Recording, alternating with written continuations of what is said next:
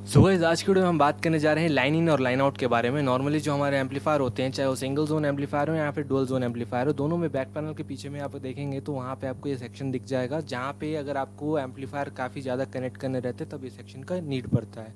तो पूरी वीडियो देखेंगे, आपको सबसे समझ में आ जाए। तो चलिए दोस्तों, वीडियो शुरू करते हैं।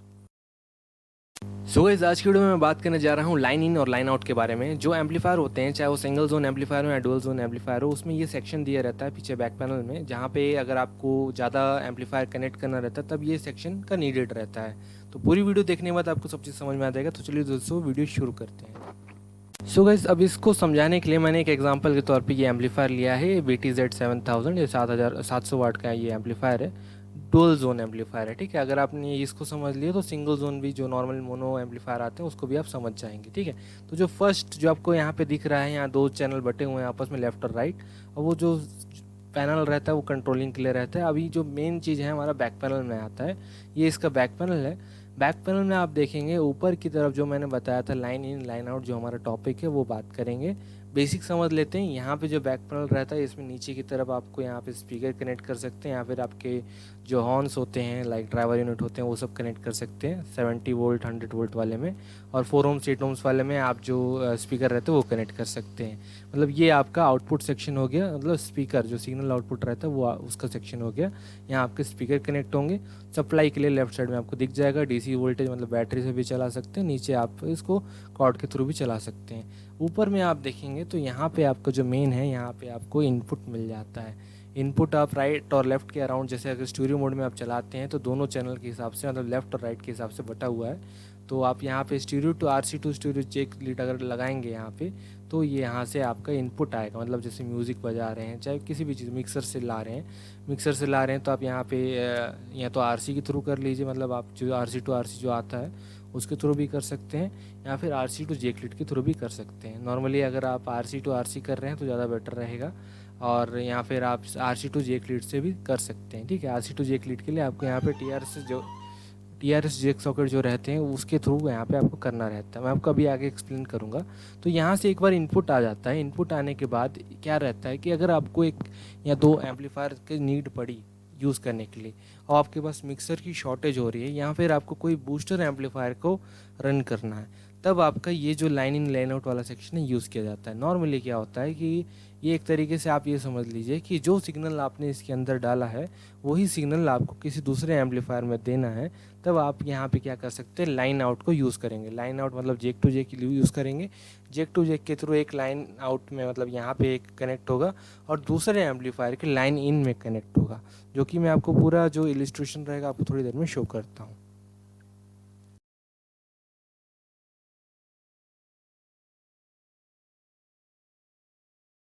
सो गाइस, छोटा सा एग्जांपल आपको देने जा रहा हूँ। दो एम्पलीफायर मैंने लिए हैं, वही BTZ7000 जो आपके एम्पलीफायर आते हैं। ये दो जोन एम्पलीफायर रहता है, मतलब एक एम्पलीफायर में दो जोन दिया रहता है, ठीक है। उसमें इंडिविजुअली आप इनपुट डाल सकते हैं और आउटपुट भी इंडिविजुअली ले सकते हैं, ठीक है।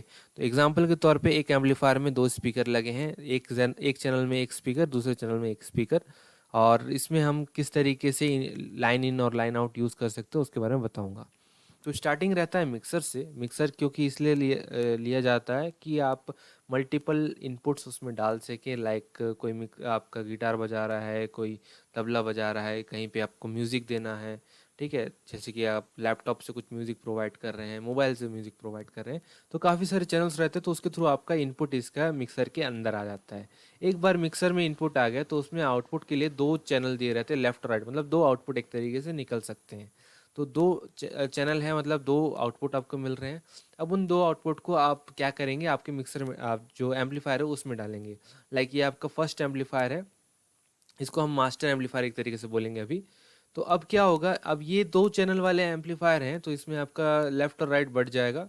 आप चैनल वन में फर्स्ट लेफ्ट वाला डाल दीजिए, और चैनल टू में राइट वाला जो रहेगा आपका जेक टू जेक के थ्रू आप यहाँ पे लाइन कनेक्शन जो रहेगा कर देंगे। उसके बाद क्या हो रहा है, मिक्सर से, मतलब जो आपका कोई भी इंस्ट्रूमेंट था उससे आपका मिक्सर में आया, मिक्सर से आपका जो एम्पलीफायर है उसके अंदर, जो मास्टर एम्पलीफायर है उसके अंदर इनपुट आ गया। अब आउटपुट क्या रहेगा, आउटपुट में आपका स्पीकर जो रहेगा दोनों इंडिविजुअली चैनल में कनेक्टेड है। तो एक बार जैसे ये हो जाता तो अब इतना जो है आपका सिस्टम ऑपरेट होगा, ठीक है, मतलब एक आपका एम्पलीफायर चालू है, 2 स्पीकर बज रहा है, अब सब चीज़ प्रॉपर वर्क कर रहा है। बट अगर आपको नीड पड़ती है ज़्यादा एम्पलीफायर लगाने की, लाइक अगर एग्जांपल के तौर पे अगर आपको वहाँ पे शोर ज़्यादा है किसी चीज़ का और साउंड कम आ रहा है, तो ऑब्वियस सी बात है आपको ज़्यादा स्पीकर लगाना पड़ेगा। और अगर ज़्यादा स्पीकर लगाना पड़ेगा तो उसके लिए आपको एक एम्पलीफायर एक्स्ट्रा लगेगा ही, 1 या 2 एम्पलीफायर जितना भी नीडेड है आपका, उतना एम्पलीफायर लगेगा। तो अब उसमें आप इनपुट कैसे प्रोवाइड करेंगे, क्योंकि इसमें लेफ्ट और राइट तो खत्म हो गया ना, एक ही बार में आपने इसमें डाल दिया और खत्म हो गया उसके बाद। और अगर आपके पास मिक्सर दूसरे बड़े प्रोफेशनल वाले नहीं, उसमें भी ज़्यादातर लेफ्ट और राइट के हिसाब से 2 ही आउटपुट मिलता है, और स्प्लिटर लगता है अगर आपको ज़्यादा इनपुट चाहिए रहता है। तो बाकी अगर वो सब चीज़ आपके पास नहीं है तो आप किस तरीके से सिर्फ एक एम्पलीफायर के साथ दूसरे एम्पलीफायर को कनेक्ट कर सकते हैं, चाहे वो कितने भी एम्पलीफायर हो।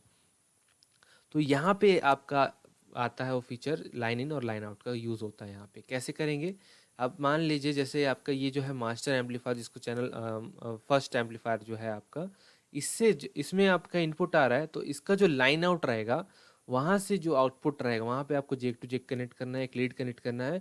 और जो आपका दूसरा एम्पलीफायर, इसको स्लेव एम्पलीफायर बोलेंगे हम लोग, तो जो स्लेव एम्पलीफायर रहेगा उसमें जो आपका फर्स्ट एम्पलीफायर का आउटपुट रहेगा वो इसके लाइन इन में आएगा।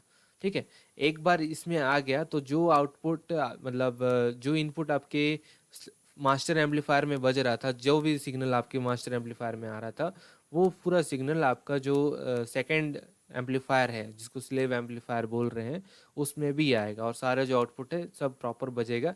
बाकी कंट्रोल्स मास्टर एम्पलीफायर में भी रहता है, जब तक उसका मास्टर जो गेन रहता है उसको बढ़ाएंगे नहीं तब तक इसमें भी आउटपुट नहीं आता है। तो ये तो मैंने ऊपर ऊपर से बता दिया, अब प्रॉपर कनेक्शन देखते हैं बैक पैनल में जाके, बैक पैनल में किस तरीके से कनेक्शन होगा। सो गाइस, अब देखिए यहाँ पे मैं आपको प्रॉपर कनेक्शन शो करूँगा बैक पैनल के साथ। जैसे कि आप देख सकते हैं ये मिक्सर है, मिक्सर के बाद आपका यहाँ पे दोनों एम्पलीफायर का बैक पैनल का व्यू है, और यहाँ पे 4 स्पीकर, टोटल 2 स्पीकर आपका एक एम्पलीफायर में कनेक्ट होगा और 2 स्पीकर दूसरे एम्पलीफायर में कनेक्ट होगा। इस तरीके से कॉम और 4 ohms में एग्जाम्पल के तौर पर मैंने बस यहाँ पे लिया है। और अभी इनपुट के तौर पे हमने मिक्सर में गिटार का इनपुट दे दिया है। अब एक तरीके से कोई इनपुट आपका मिक्सर में आ गया है। अब सबसे पहला कनेक्शन रहेगा मास्टर एम्पलीफायर के साथ मिक्सर को कनेक्ट करना, मतलब जो मेन आउटपुट रहेगा, जो भी म्यूज़िक वगैरह रहेगा, वो आपको मास्टर एम्पलीफायर में इनपुट इस तरीके से देना है। आउटपुट से आपको जेक टू जेक कनेक्ट करना रहेगा, और जो इनपुट एम्पलीफायर का रहेगा उसमें मोनो इनपुट में आप लेफ्ट और राइट के अकॉर्डिंग आप इसमें इंसर्ट कर सकते हैं जेक टू जेक केबल। इस तरीके से आपका मास्टर एम्पलीफायर में इनपुट आ जाएगा।